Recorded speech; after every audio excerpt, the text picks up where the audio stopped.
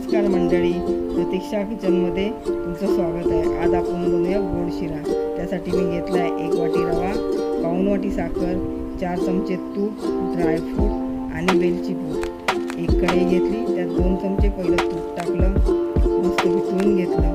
त्यात टाकला 1 वाटी रवा खमंग 2 मिनिटं व्यवस्थित भाजून घ्यायचा, परतून घ्यायचा। नंतर टाकायचं त्यात ड्रायफ्रूट परतून झाली की 1 वाटी रव्याला 3 वाटी गरम पाणी घ्यायचं, ते रव्यात टाकायचं, मस्त मिक्स करून त्याच्यावर वाफ